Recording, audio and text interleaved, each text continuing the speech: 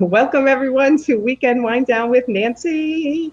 I'm here with Darla Powell. I'm so excited. We've been chatting a little bit before the broadcast. So for those of you who watch for the first time on replay or you're here for the first time, I'm a business coach to interior designers and other creative entrepreneurs. And before we dive into our conversation, I will tell you a little bit about what I've been working on. So I'm working on a course for my interior designers that they'll be able to self-pace. That probably won't be out till October, or well, it's coming out in October because that's the due date for me. So it's coming out then. And I only have one slot left in the Sales and Leadership Academy group for interior designers. So if anyone's interested in that, just send me a message and I will get back to you. We'll chat for 10 minutes to see if you're a good fit. But it's been a busy, busy week. How about for you, Darla? Oh my God, it's such a busy week. How are you doing, Nancy? I'm happy to be here. I'm very happy that you're here today. I had such a crazy week. I literally had 7 clients back to back, Monday, Tuesday, Wednesday. So Friday, I blocked out my calendar because I literally couldn't think anymore. I had to get down. Sometimes you just got to get down to the business, right? Well, yes. The accounting and the business planning. And of course, I'm creating this course. So it's been a crazy week. So cheers. So today I'm not drinking wine. I'm with Darla, a little lighter on the whiskey. I'm not, you know what? I'm not a big whiskey drinker, so I had to go find, what do I have in the house? What'd you get? All I had was the honey jack. Oh, well, I'm having regular Jack, so okay. That's good. We approve of the Jack Daniels in this house, all right? Cheers. Cheers. Clink. Clink. And it's very watered down because I poured it a half an hour ago, I think, because otherwise every time I took a sip, you would have seen my face go like, whoa. But I'm joining you today, so awesome. I have spoken to you before. I met you once in person in New York City for Luann's party, which was great to meet you and Natalie in person. But I wanted to have you on because you have so many things going on. Let me just check to see if everyone can hear us and say hello to a couple of people. Oh wow, we already have people commenting. Oh, it's a party. Where's the whiskey, guys? Come on, whiskey. Pour your whiskey or your wine and join us, please. I had to put my glasses on. I need to see who's here. We're doing glasses, no glasses. Glasses, no glasses. Okay, so welcome. I don't know how to say your name. Tony? Anyway, I apologize if I'm saying it wrong, but welcome, Isabel. Hi, guys. Kylie. So this should be a fun conversation because you are literally, hi, Heather. You guys are into so many things. Antoinette. That's Antoinette. I'm sorry. Antoinette? Antoinette, the Tony. That's Antoinette. Hi, Antoinette.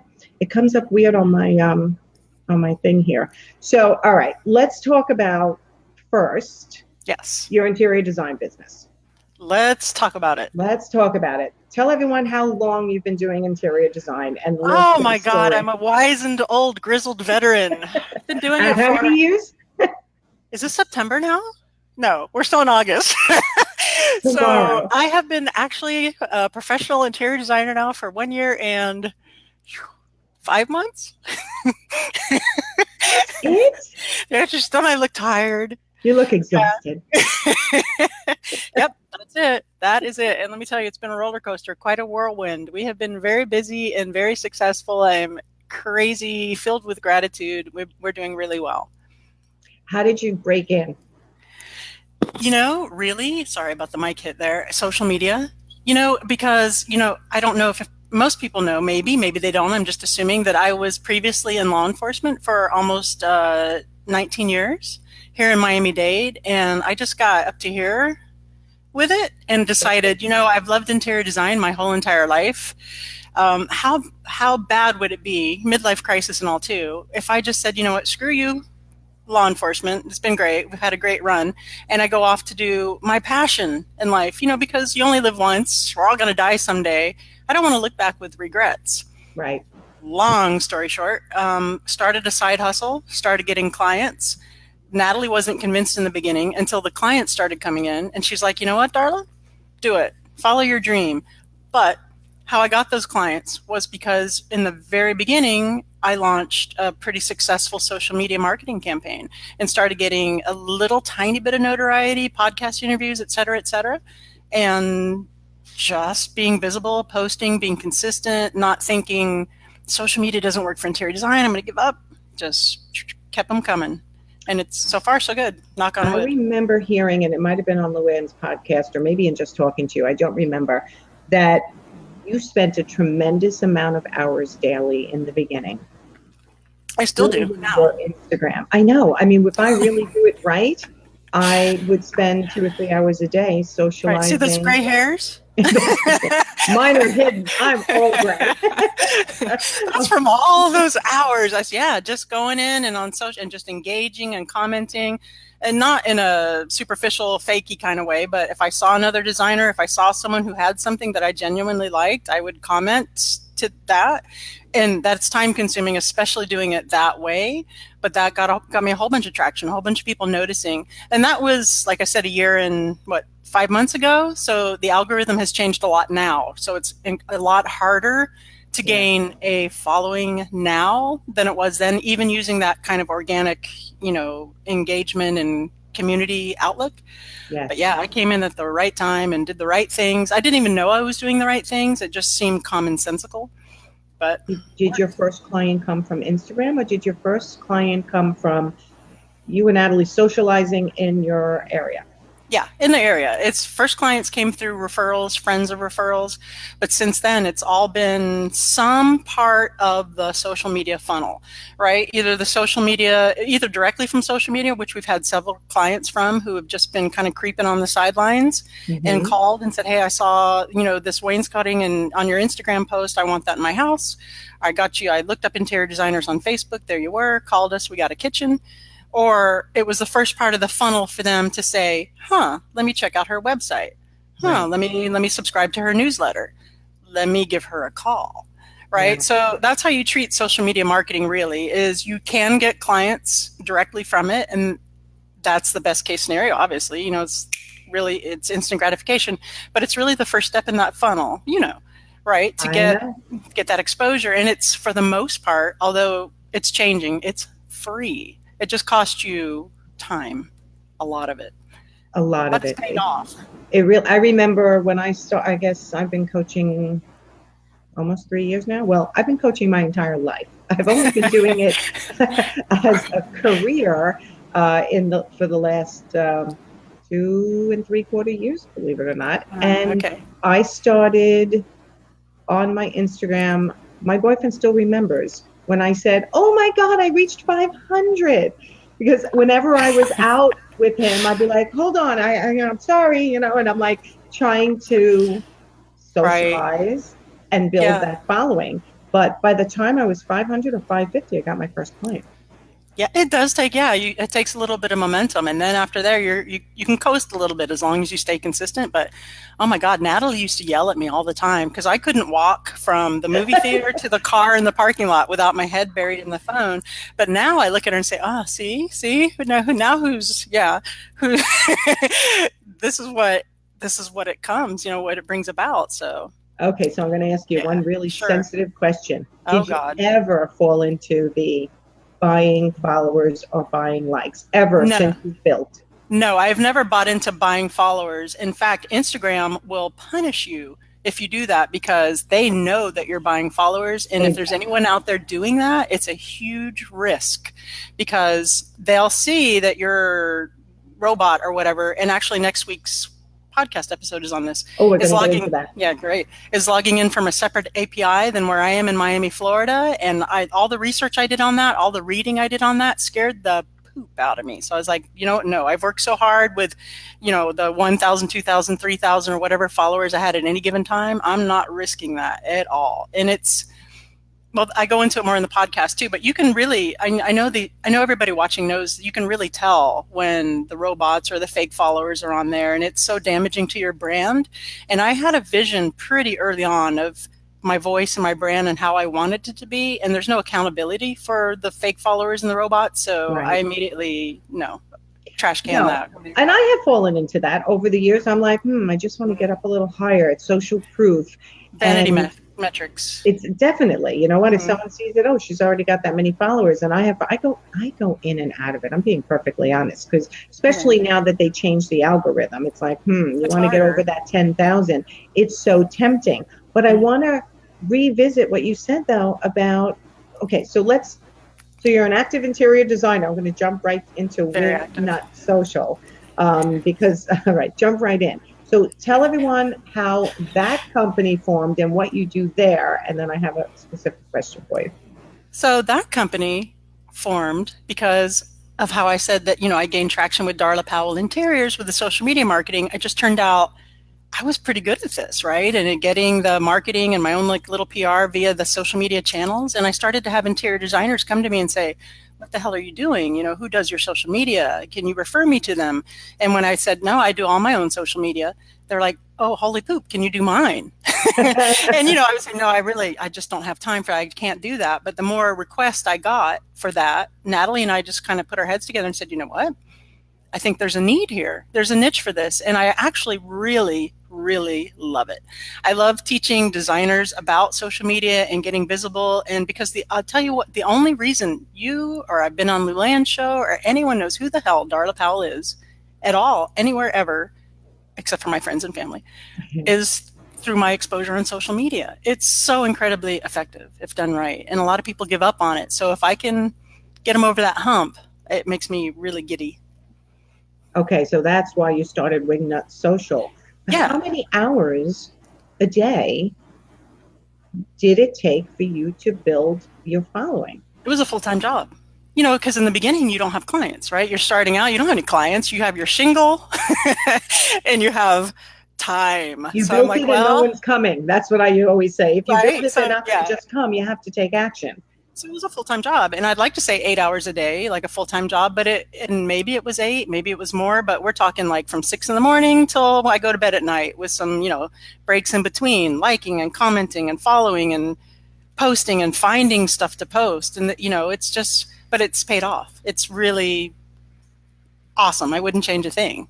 But That's now, awesome. I don't post as often, even though I have Wingnut Social. We brought it back a bit. And now my chief Wingnut specialist does 75% of my social media marketing. I don't have as much time to do it myself because the design firm has gotten so busy. Right. It's incredibly time consuming. And my advice, which was on a podcast coming up to designers, is if you're new and you're beginning and you don't have clients, to do it yourself. But once you start gaining traction on the design side and you start being able to charge, 100, 150, 200, $300 an hour, farm that out, delegate that, because it's not worth your time that you spend to do it correctly at $200 or $300 an hour, but in the beginning, you're not losing anything, which is what I did. So So compared to when you built yours, how hard the algorithm is now? it's crazy hard. I had I want to say I had almost 10,000 followers in the first 6 months or so, maybe first 9 months, and I've been Wow. sitting. I know, and now it's been a year and 5 months, and I'm still sitting in the mid 13,000 area. Yeah, I'm So estimating doing about 13,000. I have backed off a lot, like I said, because I don't have the time to do the exact same diligence that I did before, with just because it's a full time job. And even, my social media agency can't do, 10 hours a day on Darla Palantiers because we have clients.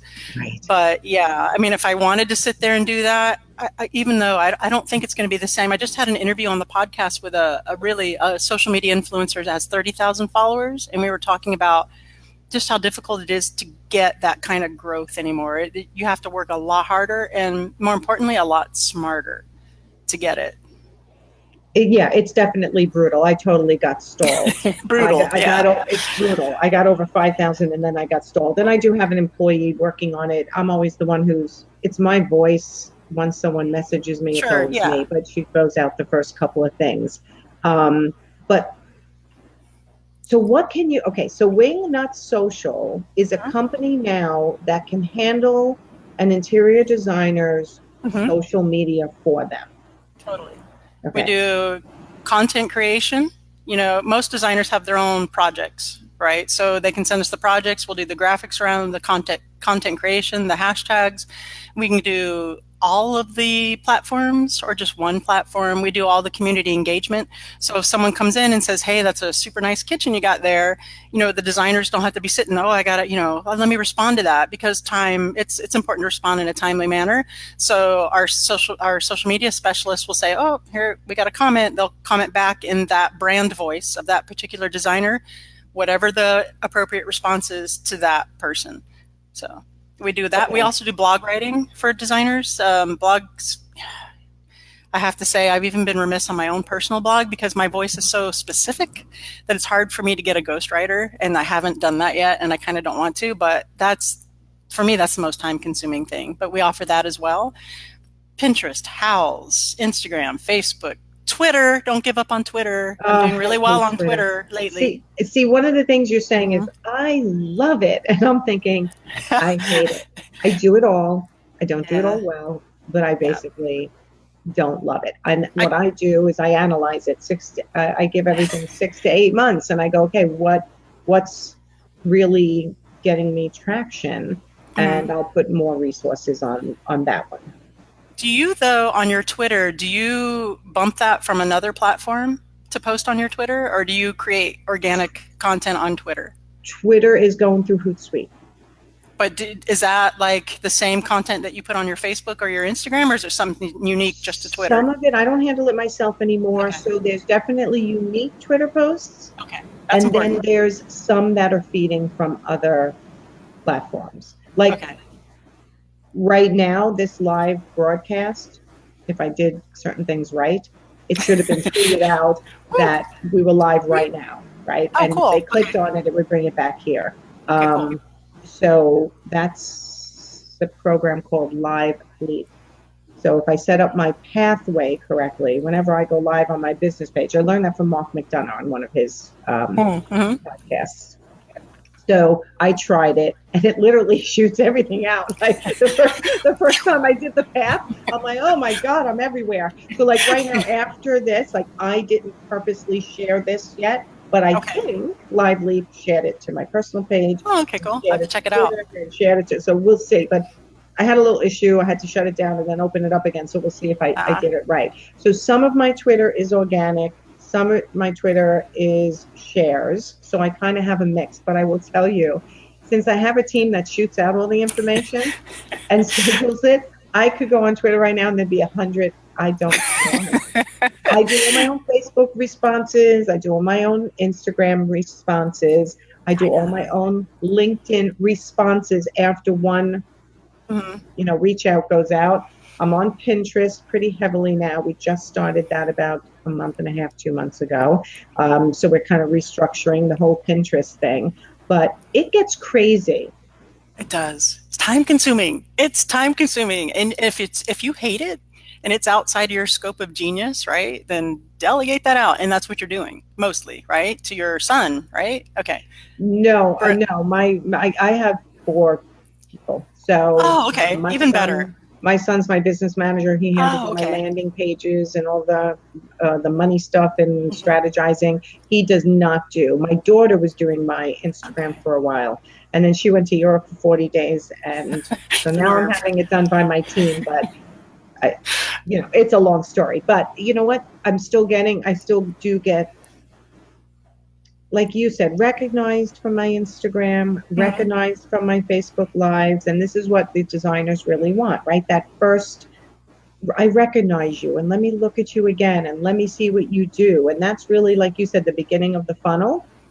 Yeah. People, when you're a high-end luxury item in somebody's eyes, it takes a minimum of 7 to 15 times usually before they'll even investigate further.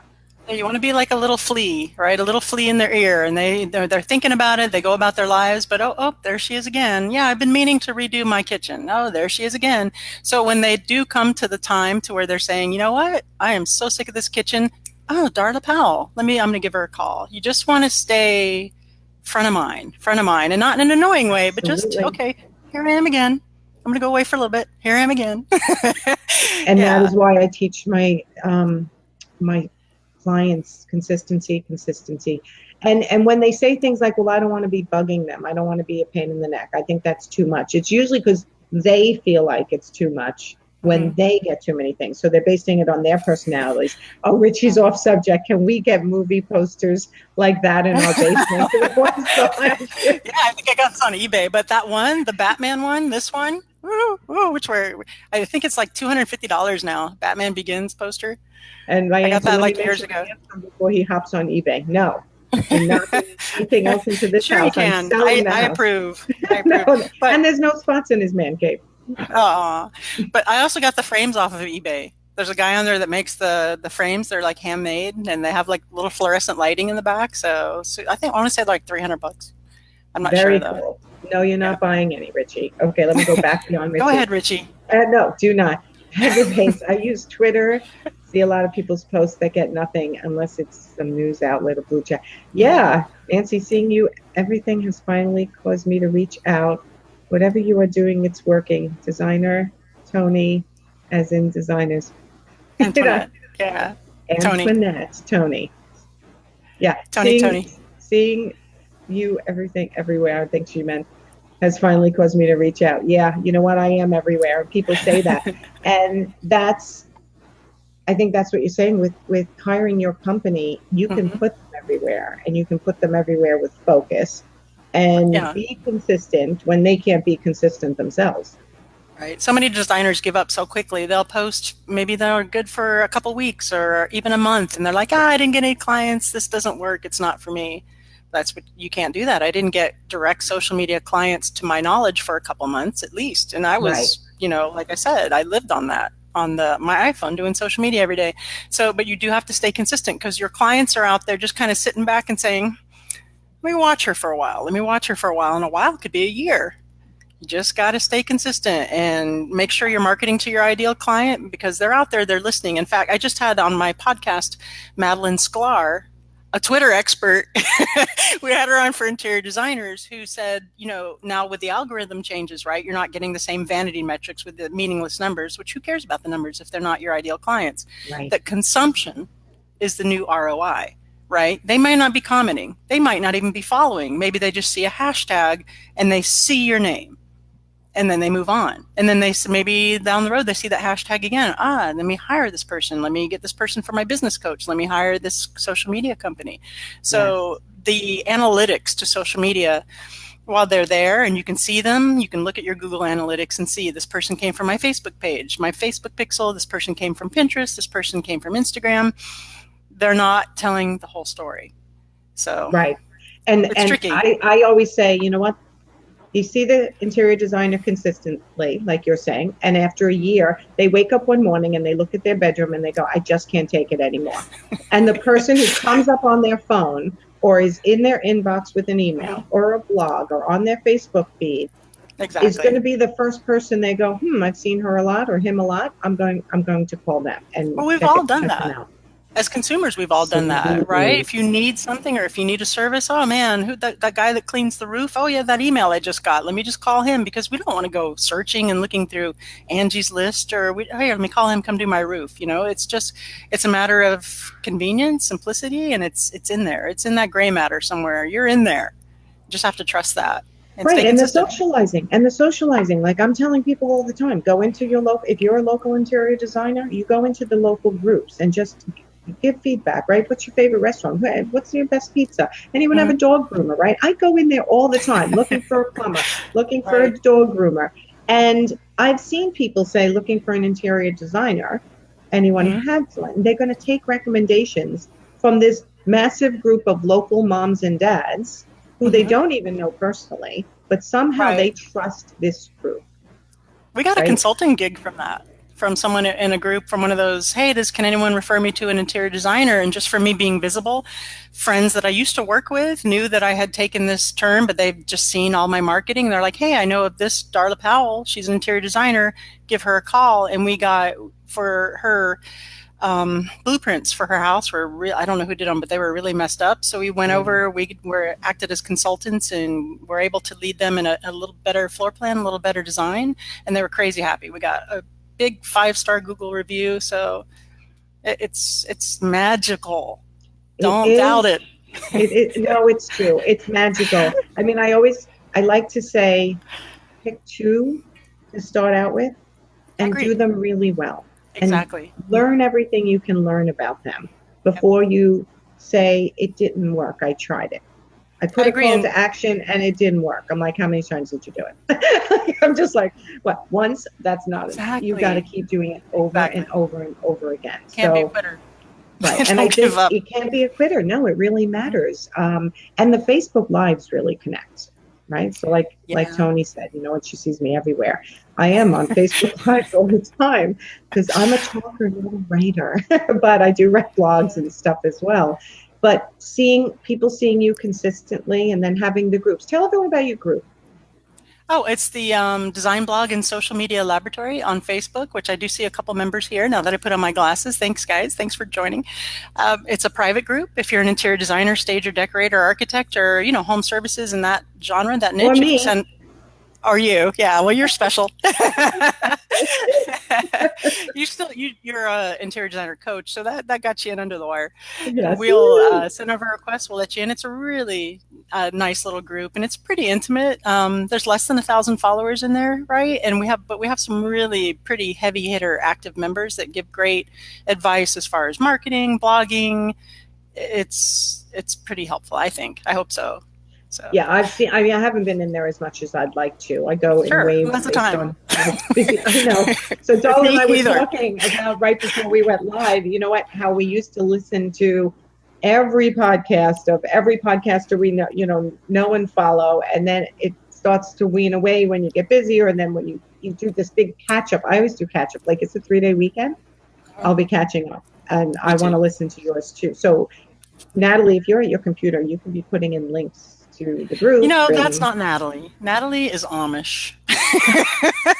no, I just mean type it. Type how people the link to your group. I know All right, you can you're gonna do have it to train her, afterwards. but she's really, really, really good on the podcast. Like Yeah, so surprisingly let's good. talk Yeah, about. I have thought about a podcast. I think I'm pretty safe to say I consider this my podcast. I'm not yeah. doing a podcast They're a podcast. lot of freaking work. Let me tell you. This week I had 3 interviews because we're just in our soft launch. So I want to get interviews ahead of the window in case someone cancels on me or anything. I had 3 podcast interviews and I love it. It's really fun. I really enjoy audio. I've liked broadcasting since I was a little kid. I've always wanted to be on the radio. I always wanted to do podcasts. I'm a geek, total geek. So 3 interviews this week, and then this one, right? Plus sourcing for clients, designing, meeting with contractors, site visits, and running. It's exhausting, but I love it.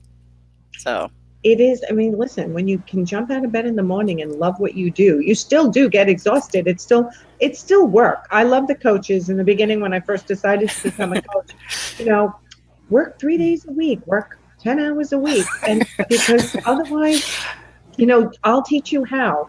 And I'm like, soon I found out there's a huge play on words there. That when I'm mm, loving what I'm doing, it's not like work, right, right? that's But they're true. working their butts off, right? Just like I do. So yeah, Yeah. but by the end of the day, and really what I do is like this, a Mm-hmm. Zoom call, which with every client, some clients I do on the phone, but most of them, 90% of them, are sitting in my chair, or I have a standing desk. I took Richie's standing desk so I can stand up actually too. Are you Um, standing now? no, I'm sitting Oh, now. okay. Yeah, I saw a But chair. I was like, wow, that's the tallest chair I've ever seen. yeah, no, look, my chair, and it's electronic. Wait, see? Right, Oh, right. you're getting my geek all excited. Yeah. Oh my God, I love this desk. I think I bought it for him for Christmas, and then I took it. But I was sitting for so many hours in a row. I was like, I got to stand up. I got to do something. I'm going to have to get myself my own desk. So he gave me his, which is really nice. So I do stand up. But my point is, talking to people all day, like you had 3 interviews this week, and then you have all these clients.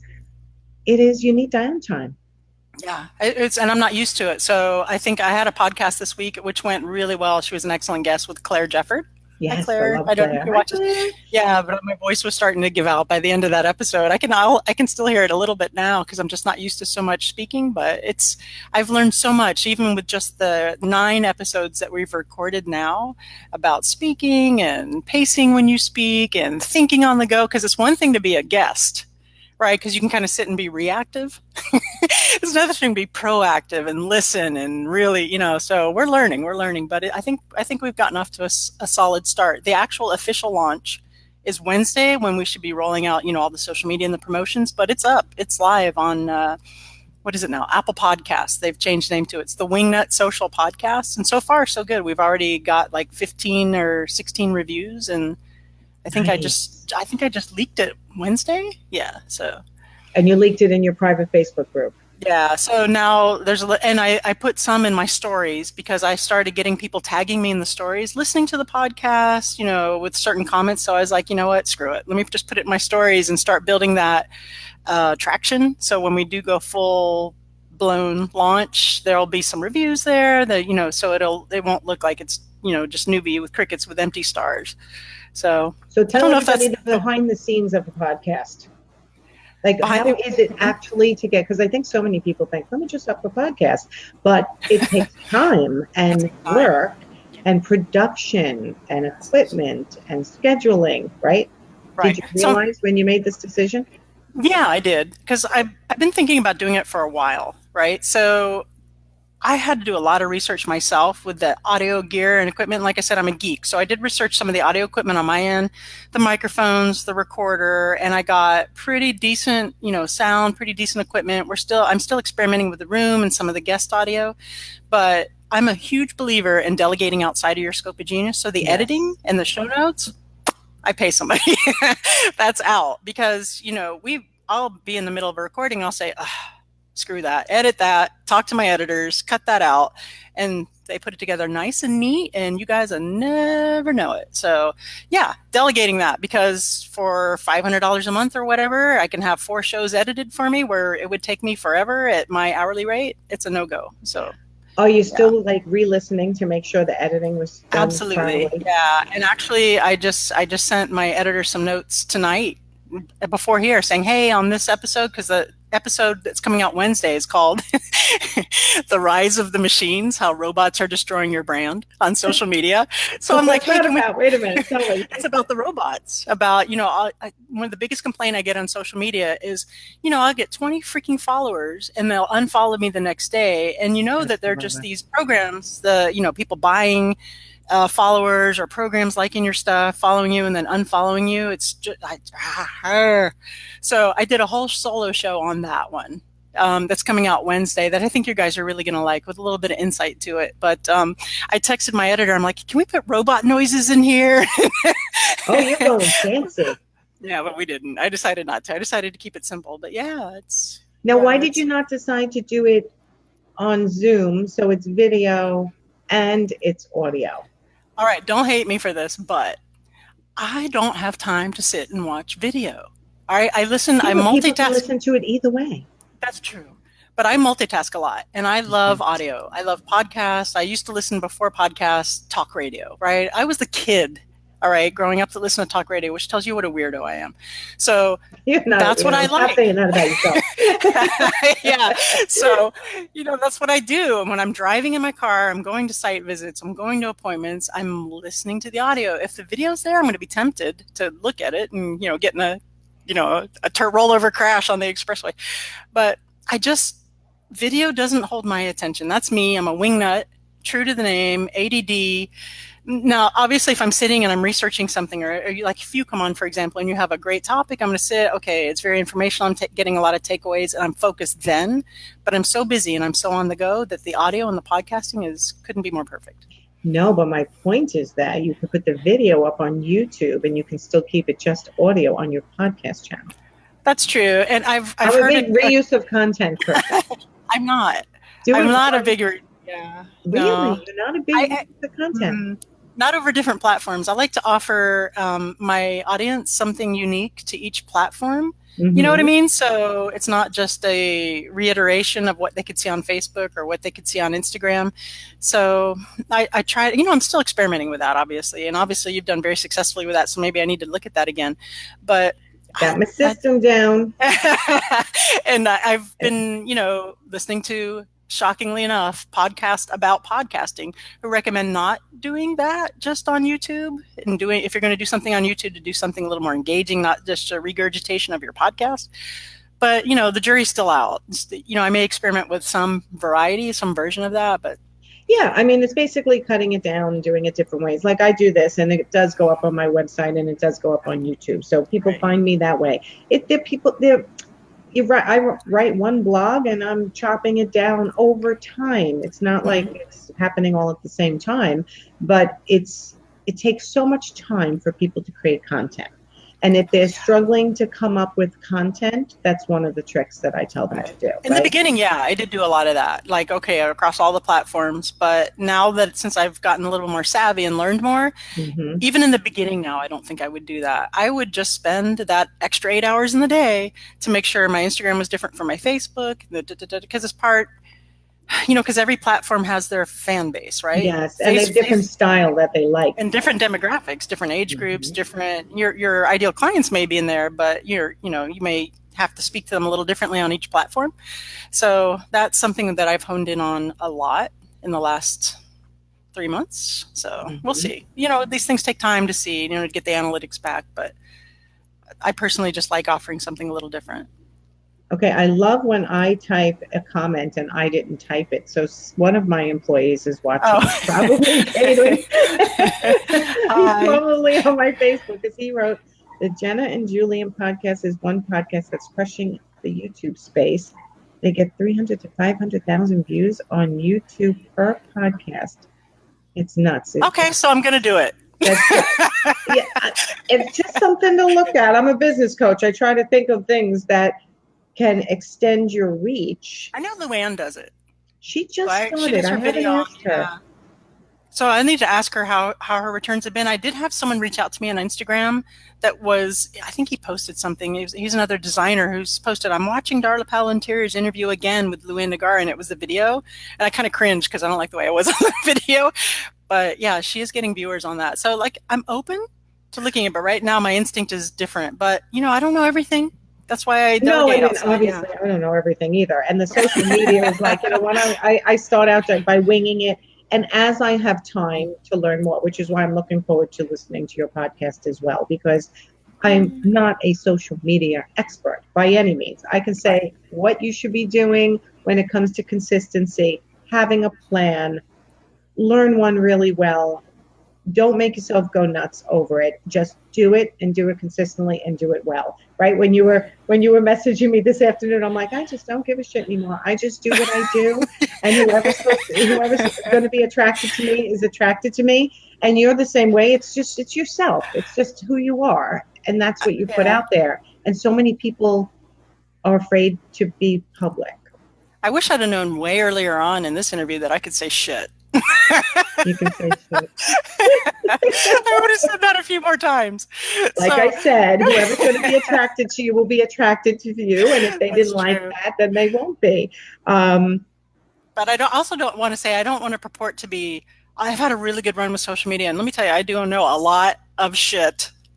I'm so happy now about social media. But I have people that work for me for Wingnut Social who actually have degrees in marketing, who have had experience working at seriously high-end social media management firms that know really the nitty-gritty and the science of what they're doing. My job is to oversee that, to make sure that they're respecting the aesthetic of that interior designer, that they're speaking that interior designer's brand voice, that right. I like the work that's coming out, but also to engage and inform my potential client. Okay, this is Wingnut Social. This is what social media has done for Darla Powell Interiors, which has been off the chain crazy in the short amount of time we've been a design firm. And this is what we aim to strive for with you with Wingnut Social, right? So I'm not in there saying, okay, let me run this analytic. I'm not that much of a geek. These analytics for this client, I have people that do that because Right. I think that's only fair. I've only been doing social media myself for a year and a half. I wouldn't want to Well, go around that's what's saying so yeah. impressive. That's what's so Well, impressive. there's some of the yeah. So I think I do have some credibility and some gravitas there, but Mhm. I think if I went out and said I know everything about social media and this is, I think it would be I'm not feeling that so much. But I do have people that help fill in those gaps, and together we make a pretty kick-ass team. It I can say sounds ass like it. too. You can Yeah. say yes too. So, okay, so if someone wants to come to you and say, "Can you just do my Instagram?" Hmm. Yeah, for sure. You'll take them as a Hmm. client. We definitely have clients like that. We have clients that just do Facebook. We have clients, Instagram is the main focus. Interior designers really like to do Instagram. We have one client that we're doing Facebook and LinkedIn because she's Mm, kind of on the B2B side as well. So, yeah, we will run with just Instagram, just Pinterest, just Facebook, just Twitter, because I know you guys love Twitter so much. oh, Or hate Twitter. one of them or all of them. And we also do blogging for interior designers, which for me, because I put so much time into my blog articles, is the number one time suck is Yeah, no, blogging. it's a long So time to blog. yeah, that's a lot. And blogging is important. And if you combine blogging with Pinterest, you got a really winning combo there. That's what I'm doing, but I'm only Yeah, been there you doing go. about a month and a half with the You go, combo. girl. But have you But seen the traffic to your website increase from Pinterest when you do your Google I Analytics? honestly have not looked in the last 2 weeks, Okay. and I need to because usually I'm right on top of those numbers. But I've been buried the last 2 weeks, and I'm going on a cruise in like 12 days or something like Sweet. 2 weeks. So I'm just focused. I'm building this course, and I'm starting this next group, and that's been keeping up with my 30-something clients that I already have. So I'm just very focused on that. So I'm like, you know what? The phone is still ringing. The messages are coming in. I'm doing something right. I'm not going to look at the analytics this week. I'm going to let it Yeah, that's go. good. That's healthy mentally too. We just actually we just interviewed Michelle Winterstein of MKW Graphics that actually spruced up our Darla Powell Interiors Pinterest page quite a bit. And when Oh, she I did gotta that, she look. gave us branding logos. She really just kind of filled out the branding, right? Made it more consistent. Mhm. That now Pinterest is volleyed, tied for one with Facebook for website traffic from the blog images and stuff. So that's Nice. pretty good. That one actually is live right now on Apple Podcasts. That was one of the three that we put out with the soft launch. She's episode 3. Yeah, Michelle So, Winterstein. Wingnuts Social Podcast Yes. on Apple. Right, it's everywhere. It's on Stitcher. It's on Google Play. Okay, It's good, on because I yeah. think It's I it's have. across anything that plays podcast. You're going to find the Wingnut Social podcast. Just Okay, I'm going go to in there ask and you a search it. really stupid question, though. Yeah. Do you have to be, I don't know what I'm subscribed to. I know I get notifications. I don't know where people are putting their podcasts. I don't know how to find them. I just sort of Google, I like it, and suddenly I'm getting it. For Like, podcast, you yeah, usually have I to think subscribe to get the notifications. It depends on what your podcast player is, but on it's iTunes, if you Stitcher. subscribe, I don't play my iTunes my podcast through Stitcher. Maybe I'm not sure. I don't know that answer. I know Apple Podcasts, which is what they call it now. It used to be, I forget what it used to be. You have to subscribe, and that's what I listen to everything on. I do have I my hosting site is Podbean, Podbean, which I'm really getting into actually, and it's a pretty cool format for listening to podcasts too. But I'm not as familiar with it. Maybe it's something that they push out to you, say like recommended. I'll have to look into that. All I know is I can find what I need and I can listen. But interestingly enough, I used to put these on Podbean, just the audio version of the Yeah, weekend wind okay. downs. You But I still? literally, no, you know what? I had to give up something. You know when it gets to the point where you have to and I might be giving up Twitter soon, unless you can convince me that I No. should. Listen to our episode 6 of the Wingnut Okay, Social I'm writing it Podcast. down. Episode Yeah, 6, which episode comes out 6. when? It's out already? Next week is episode 4, The Rise of the Machines. Uh, So, what, 2, 3 weeks from now with Madeline Sklar, who is killing it on Twitter. And I know I kept hitting Madeline. her. Yeah, she's amazing. So I kept hitting her over and over again. Madeline, interior designers hate Twitter. What can interior designers do for Twitter? And she had some really good tips. Twitter takes a little bit more work, but it has benefits to its format that you're not going to have on other formats. And if you listen to the show, you'll see what they are. All right, I'm gonna have to listen. Yeah, because I particularly hate Twitter. Everybody does. I even interviewed a social media It's guy who owns his fun. own social media platform, for like Hootsuite, that kind of thing. And he even said he hates Twitter, and I'm like, I'm totally getting a Twitter. I don't know. Maybe I like the I would underdog. never look up. I would never look up. How am I supposed to help my clients and do all of this? It takes some learning because the Twitter offers some stuff that the other channels don't, like the Twitter chats and the moment That's what Twitter. Madeline talks about. Is Yeah, and it's these confusing and it's kind of hard to get a hold of until you get a hold of it, and then you're like, oh, interior design chats. Oh, here's some clients in Miami. So it just takes a hot minute, and it takes getting in there and being diligent. I will say this though. Or it If takes you're going to hiring Wingnut Social to do it well, for this is you. where I'm getting to. I will say this though. If your budget is only for one channel or two channels, Twitter would not be one of them for me. For interior designers, I would definitely start with Instagram. Facebook would be a hot second, and then Pinterest. Really, Twitter would not be high up on the list, but it's still valuable if you put the work in, if you put the elbow grease in, and to have that branding continuity, right, across all the platforms.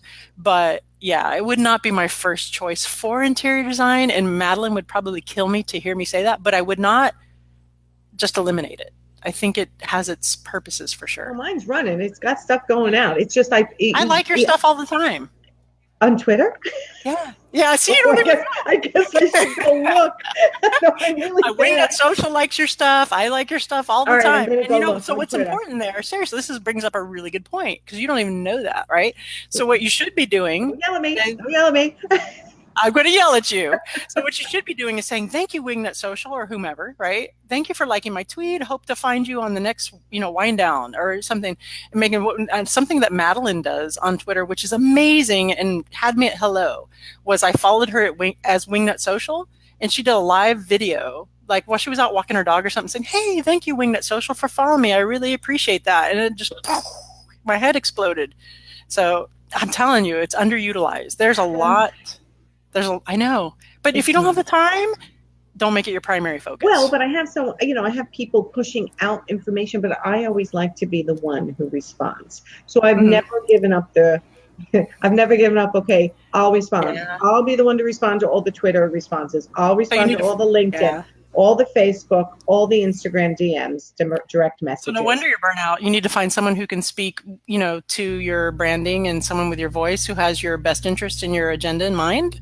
That was my daughter who went to Europe and can't do it anymore. Well. But yeah, no, you're absolutely right? Because I say do a couple and do them right. The Twitter is just, when you're just pushing out information and you're not socializing back and giving value to their feed as well, you're failing at it. So why am I truthfully, don't do it at all. If that's what you're going to do, don't do it at all. Because if you're going to do, if it's worth doing, right, it's worth doing right. So that's why I was asking, I don't remember if it was on the show or ahead in the pre-show, if you were just pushing out, like I see a lot of designers push out from Instagram. They say, oh, it'll copy off of the Twitter, or from Facebook, copy off of the Twitter. Don't do that. Just don't do it. If you're not going to do that, if you're not going to do Twitter, then just don't do Twitter. Right. Don't do half-assed. It's better to really focus and make sure that you're engaging on Twitter, but just don't throw shit out there, because, see, I can say shit. Because the people see that and they know that, and then it looks as insincere, as it is, that the person really isn't monitoring, they're just throwing stuff out there. So that's my advice for Twitter. I think it's important to say, which do you naturally connect to? Because they are all such different platforms. If you're doing it yourself, which, I mean, there are people who love Pinterest. So I'm like, you know what? Then really go after the Pinterest market and do that right and learn everything you can know. And other people go, I hate Facebook. I just want to do Instagram. You know what? Okay, then do Instagram and do it really well. But Instagram is definitely getting harder to make an impact. But if you're focused on your local people and really trying to get to know them, it can work. And you don't need that big of a following to actually get business.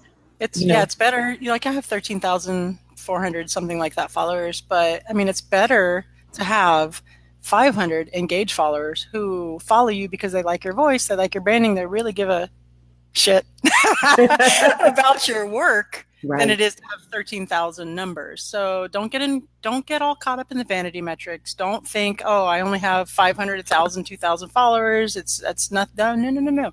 Just make sure content is king. You're putting out quality content, because as an interior designer, how many real clients do you need from that? One every 3 months, one every 6 months, two every 3 months. It depends on the size of your project, really. So, you don't need and I also like the Facebook group. I like the groups. My group, Actionable Entrepreneurs, I use a lot of my social media to drive people into the group, because in the group is where I can be present more often. And that's what I really make my focus, is for Right. me personally to be present more often in my private group. So I use LinkedIn to drive people to my group. I'll use Twitter to drive people to my group. Pinterest, join actionable entrepreneurs, right? Yeah, I even bought the URL. So I'm curious actionable. how many people come to your group from LinkedIn? Because I'll be honest with you, I am underutilizing my LinkedIn. I have 12,000 What? followers there plus, but I am not. I haven't really because I've been so busy. I haven't really sat down and focused on that to bring that over to the group or bring it over to Wingnut Social yet. So I was just curious. I know it's important, but I'm just curious anecdotally how you have done with LinkedIn. I've done phenomenal with LinkedIn, and I'll Yeah. tell you, I'll tell you my metric. So the other day I was talking to Kate and my son and business manager. I'm like, I don't know, a lot of my staffing, they're working on LinkedIn, they're working on Pinterest. But as I tell my clients, don't weigh in on whether it's working or not for six Mm-hmm. to 8 months after you Yeah. initiate a consistent program. So on Exactly. LinkedIn, we consistently reach out to interior designers and other creative entrepreneurs in the field, out of the field. I coach a bunch of different types of people. Um, and we send out that first message, which I think you got one time, right? And it's Yes. right. And I quickly caught it because I always say they send out the first message, but then I quickly like look to see who got the message. I'm like, oh no, I know her. That was my virtual assistant doing that. And you're like, I No, no, figured.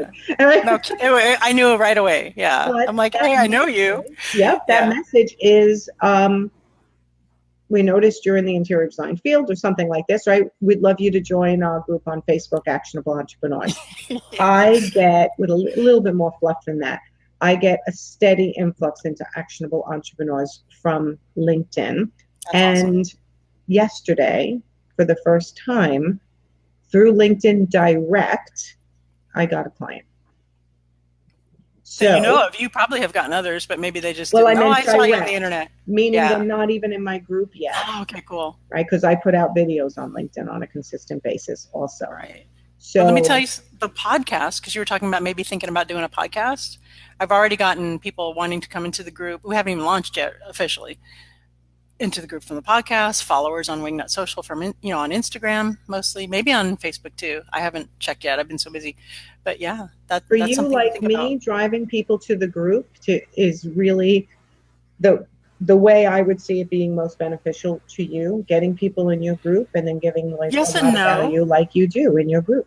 Yeah, yes and no. I mean, I do like to drive people to the group. My first priority is to drive them to my website, right? But I want them to be community in the group, and I haven't been in the group as much as I'd like and posting as Okay. much as I'd like because with this launch, I've been crazy busy. So I do plan on focusing on that a lot more and giving the people in the group, more value for being in the group. Hmm. But yeah, my first priority is to get them to my website and to pick up the phone, right? Well, that's Because for your that's interior yeah. design business. No, for the Wingnut Social Oh, business. for the Wingnut Social. Yeah, same Okay. thing. Yeah, that's the first priority for any business. I want them to come to the group and enjoy it because I love I love social media and I'm a geek and I love being in the group and posting. I could do it for free forever. I just love it.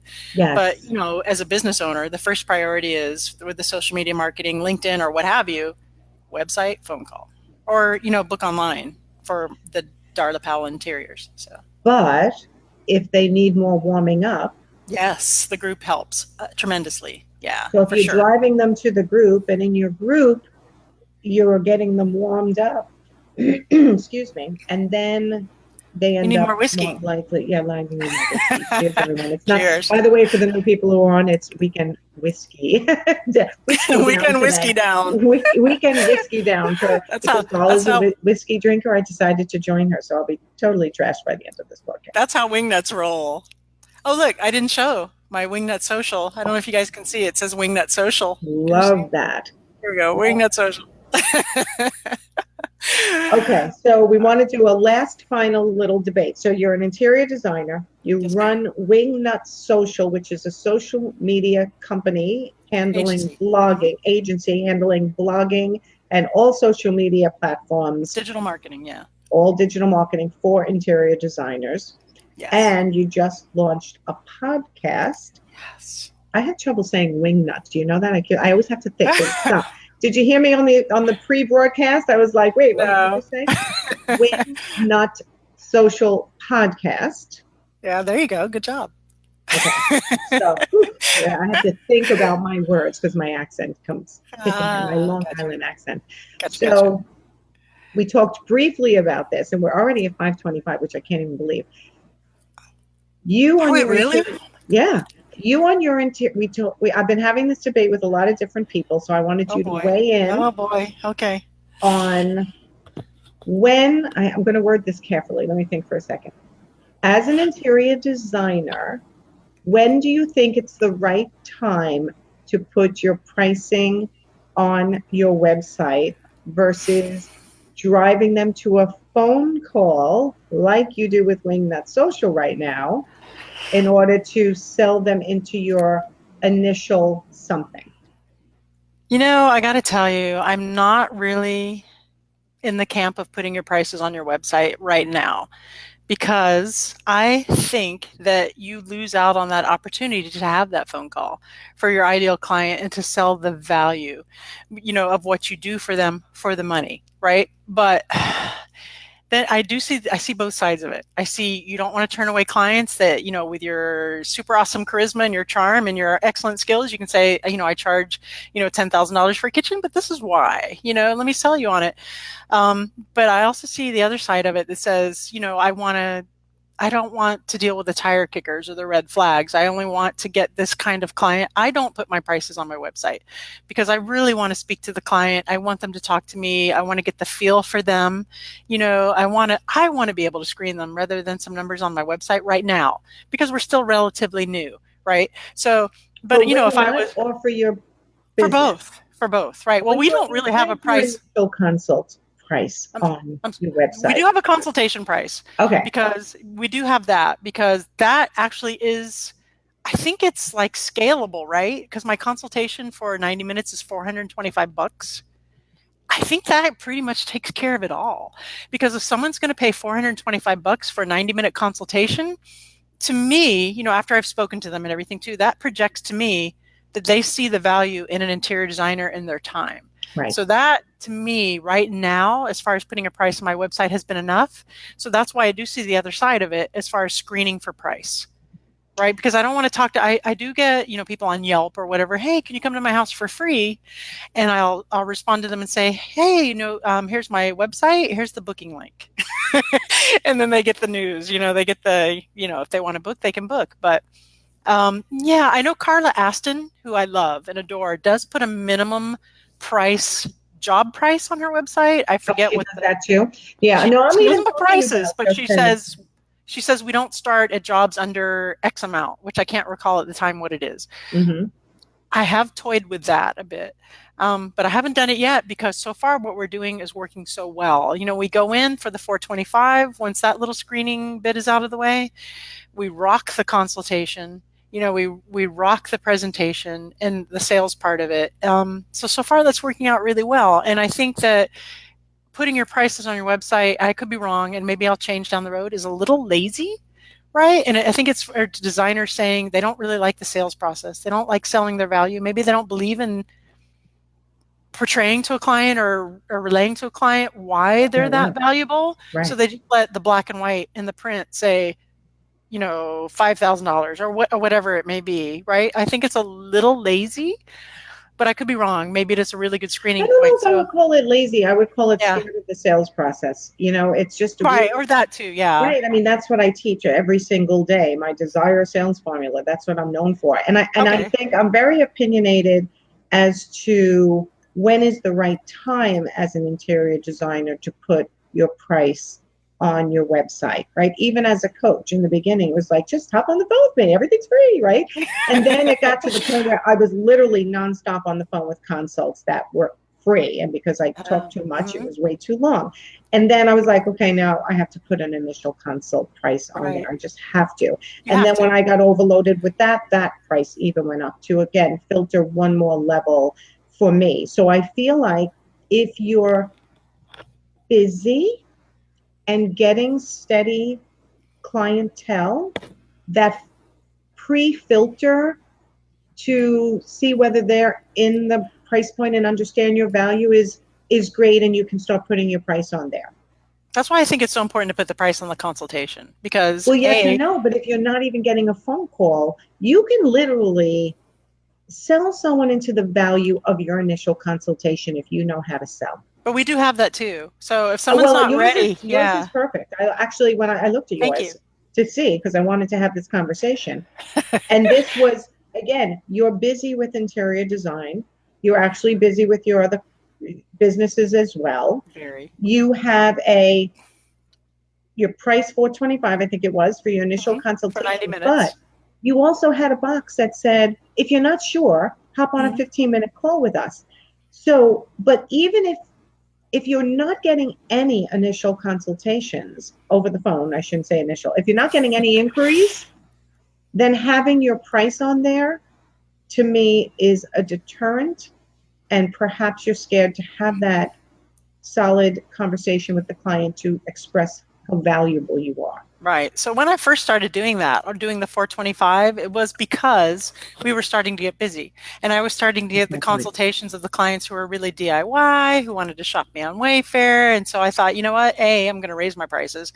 B, I'm going to put it on the damn website. So those people we're not going to waste our time with. But the rest of it, like I'm not going to say yet, we only want $50,000 jobs. We only want Right. $40,000 jobs because which is what most of our jobs are actually turning into being because I want to have that flexibility to have my personality with the client and sell them on the value of it and not sell so much but because it's real, the value is real, but you know, Absolutely. educate them on why it's going to be $50,000 instead of them just saying what in the hell and Right. going to another website And and letting learning how to educate them even with that initial consultation. yeah, Like again, I don't buy into I don't think you should have your price for your initial consultation on the website until you're getting so yeah, many that you're spending too much time on the phone and they're not yeah, landing. And if which they're is where not we would be. landing, it's a Yeah, value, learning how to show your value on that initial phone call in order to yeah, get into that paid consult.